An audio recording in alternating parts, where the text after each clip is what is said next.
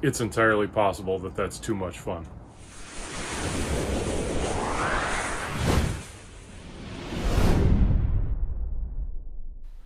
Hello everybody, it's PJ from Wisconsin Air Gunners. Today we're going to talk about the installation of the Saber Tactical Pump-Action kit for the FX Impact.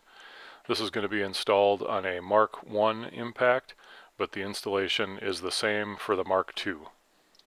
The one thing that is going to be different about this installation is that my Impact, in addition to having a power tune by Ken Hicks at Southern Precision Air Weapons, also has a Saber Tactical Ambidextrous cocking block installed.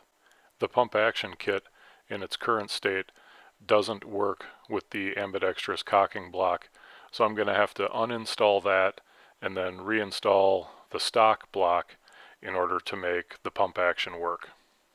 If you just want to see the installation of the kit from stock, jump to the time on your screen now. Go ahead, fast forward, you can get there, and watch from there.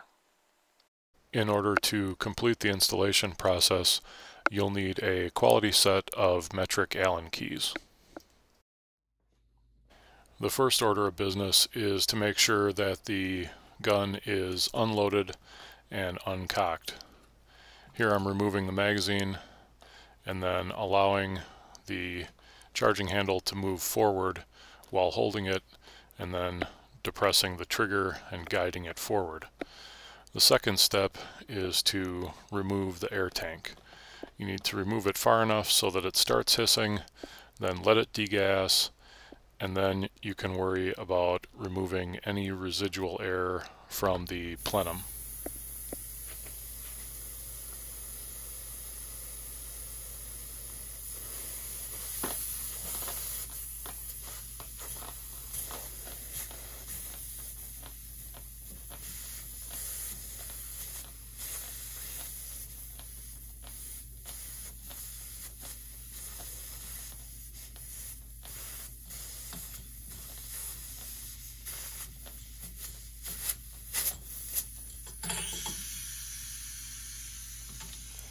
Once the tank is off, you can dry fire it a few times to remove any extra air from inside the system. Just as a reminder, I'm only going through these steps because I am removing the ambidextrous cocking block. If I were just putting on the pump action, none of this would be necessary. The next step is to remove your scope. It pays to count and then write down how many slots back your scope is so that you can get it on and more quickly get re-zeroed after you finish the installation.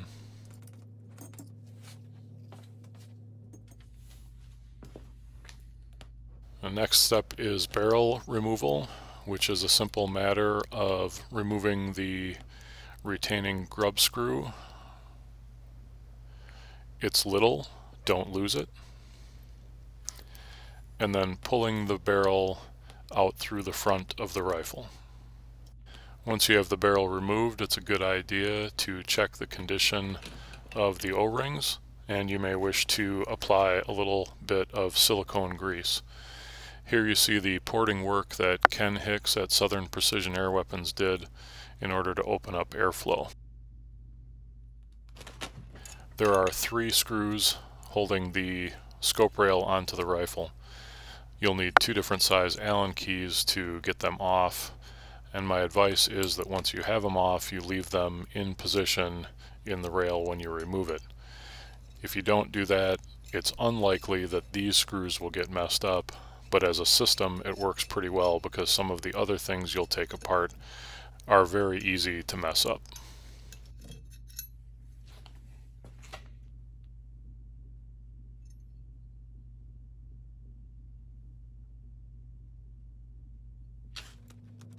Because I have a Saber Tactical adjustable cheek riser on this rifle, that also must be removed. It's pretty simple. There are simply 3 screws to take out. The outer ones, front and back, have to be removed completely so that you can pull the unit off. The middle one can stay loosened in, and that will save you a step on reassembly.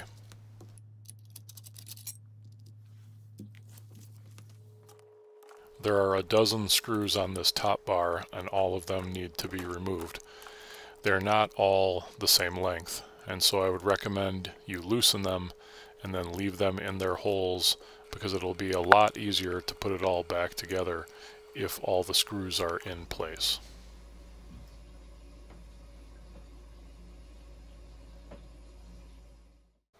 The next part to be removed is the actual cocking block as well as the pellet probe.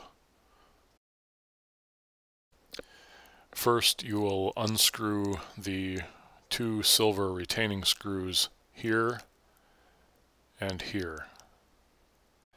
Then you can pull out the two pins with the super cool pellet shaped heads and set those aside.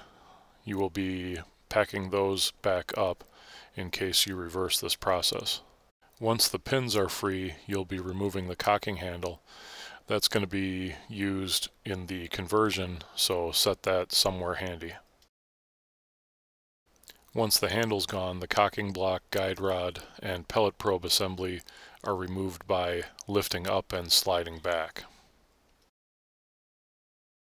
Here's a quick look at the old assembly brought out of storage.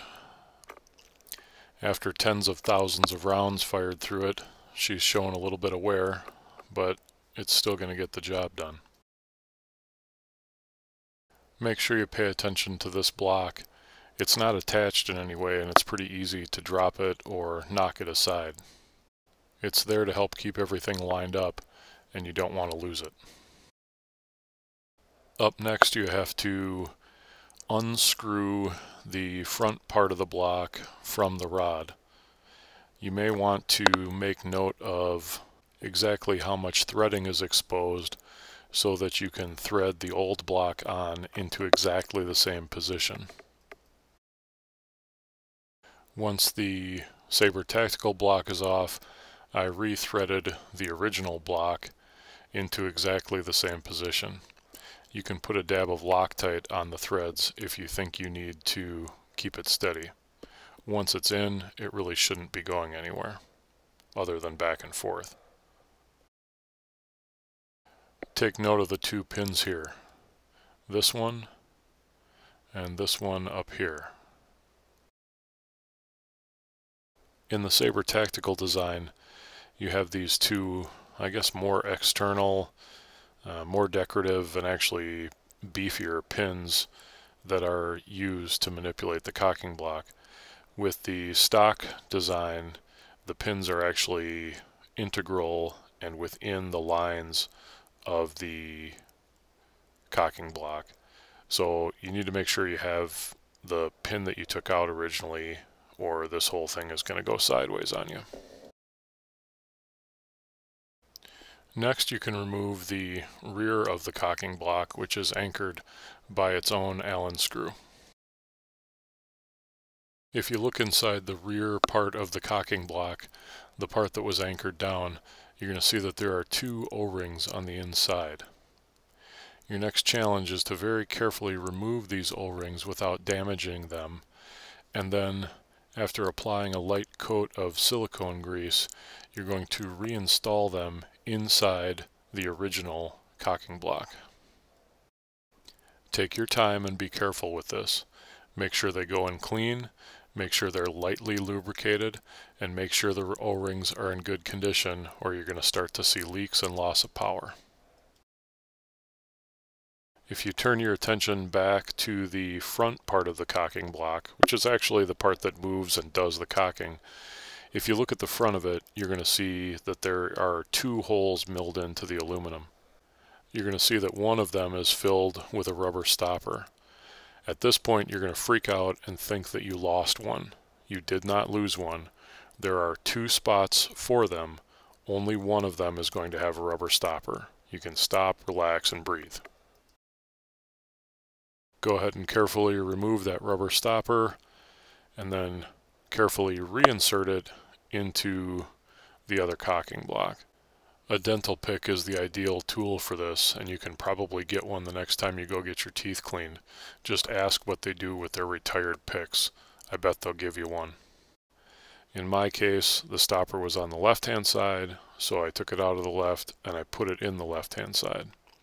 You can also see here that there are some other rubber parts that are prone to falling out on the original cocking block, and they're these black rubber discs on the bottom. You need to make sure that all of those are in place.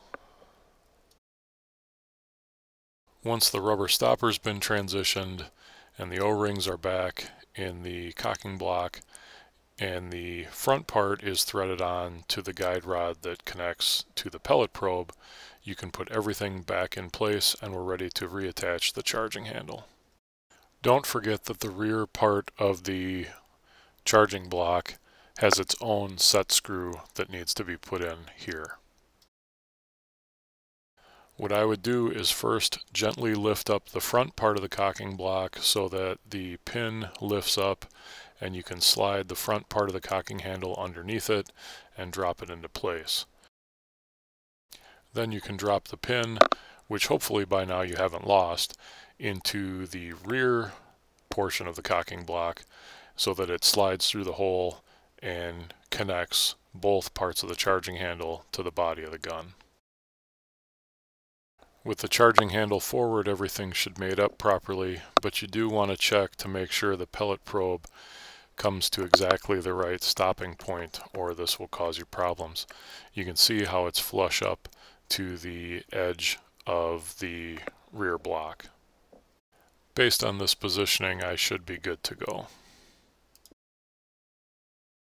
As far as reassembling the gun, you're in the home stretch at this point. It's simply a matter of lining up the top plate with all the screws in place and then starting to tighten them down. I have a strong preference to do kind of a zigzag pattern as I tighten these screws in. I want to make sure that the entire rail is perfectly aligned and in place. This is the major structural support for the gun, and it would be disastrous, I think, if you kind of torque this off. I also am pretty careful to back the screws out and then screw them in knowing that they're perfectly threaded, because I do not have the skills or the tools to re-tap into the block of the gun if I screw something up. It's worth it to take a moment and just make sure that everything works properly.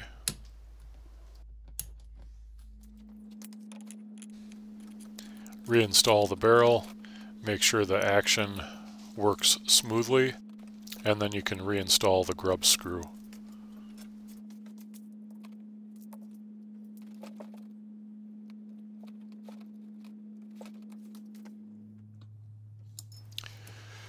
The scope rail is placed back where it belongs, and the 3 Allen screws are tightened down.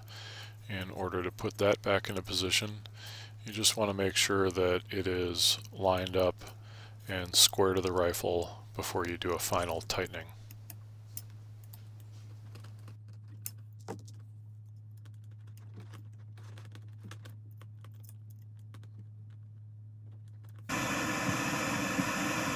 For those of you who've just joined us, we're going to be installing the Saber Tactical Pump-Action now. We have an original FX cocking block installed in the rifle, and the scope has been removed for easy balancing of the gun while we work on the undercarriage. The pump-action conversion kit comes with 4 main parts.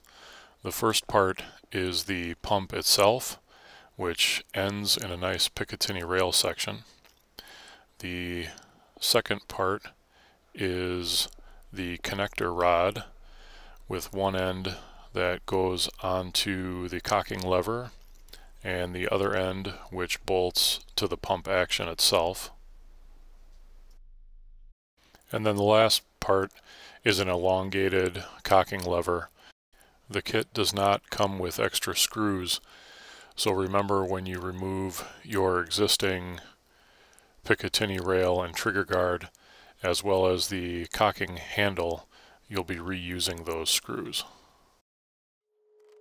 First order of business for our installation is to remove whatever existing trigger guard and pick rail you have. Remember that you'll be reusing the screws. The installation is very straightforward. All you have to do is invert the pump lever, and then using your saved screws from the removal of the last trigger guard, use them to put in the new trigger guard.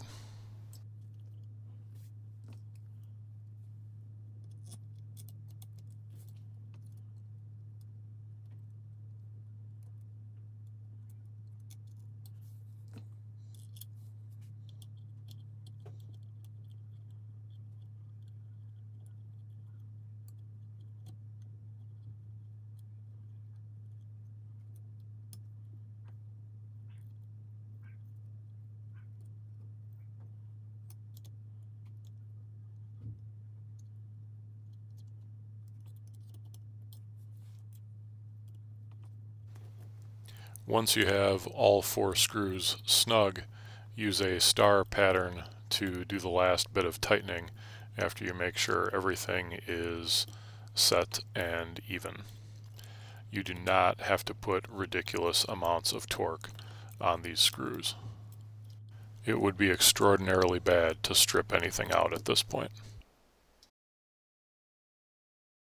I mentioned that there's a Picatinny rail out in front of the pump handle. There are plenty of slots here to add just about any bipod on the market. Now it's time to remove the old cocking handle so that you can put the new, longer version in.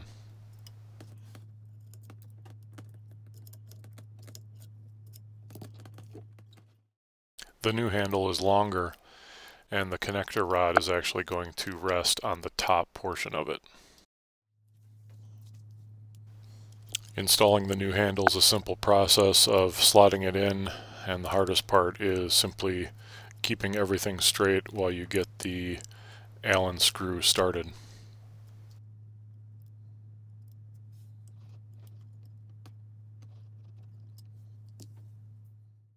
For ease of installation for the rest of the parts, I would recommend putting your bipod on now before you invert the rifle. The connector rod is the next piece that you're going to deal with, and it has 2 sides. The one with the rubber ball and the black spacer goes on the cocking handle side. The black ball goes against the gun, and the scalloped edge is what is visible from the outside.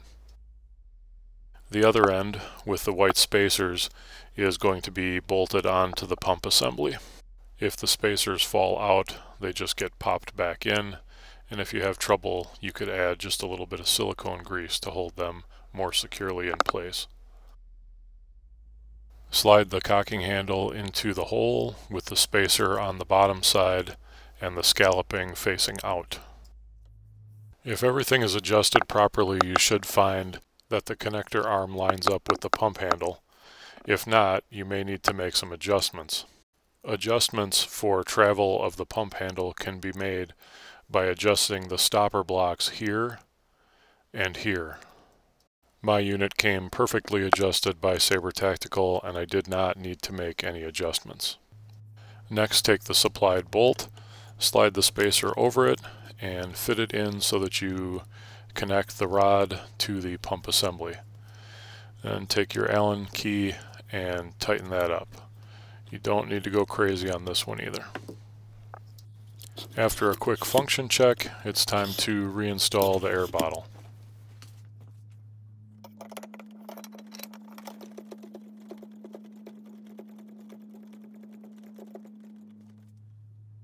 Now it's back on with the scope to make sure that we have put it right back into its original spot so that we have less work to do to re-zero it. And then it's on to reattach the adjustable cheek piece. I'm going to let this play through in real time in case you've never seen one go on. Since this is a reinstallation, what you're not seeing here is putting the back plate in. The back plate is being loosely held to the gun by that center screw. The other 2 screws, left and right, are what connect the adjustable riser to the back plate.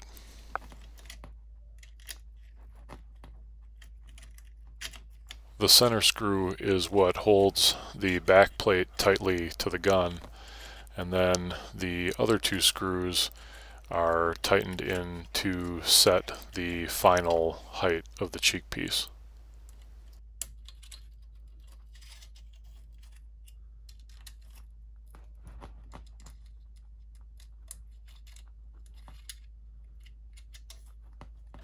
It's necessary to loosely tighten the screws, pick the gun up, and see that the eye relief is correct before you finally tighten the screws one last time so that everything stays nice and tightly locked together.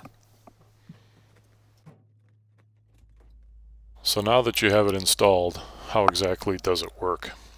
You have several controls on the front of the pump.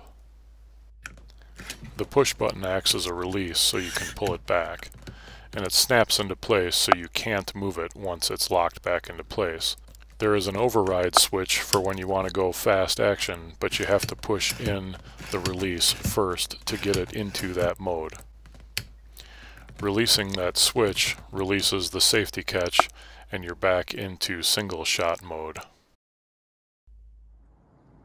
So how does it work? Let's take a look and find out.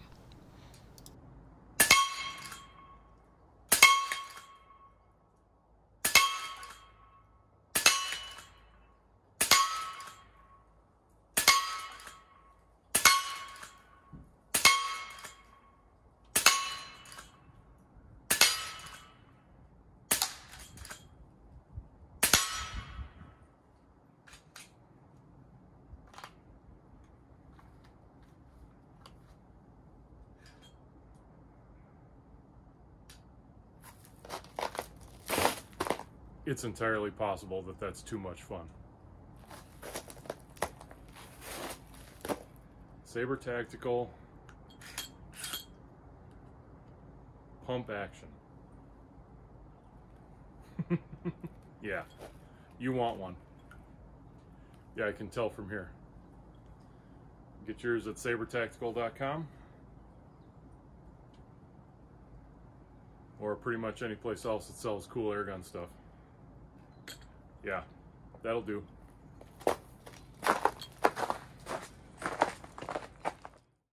So there you have it, the Saber Tactical Pump-Action for the FX Impact. It's easy to install, looks great, functions perfectly. What more could you ask for? Oh yeah, it's loads of fun, and it's bound to cost you more in pellets in the near future.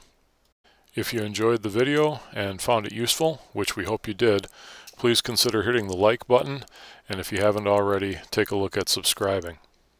Until next time, shoot straight and shoot safe.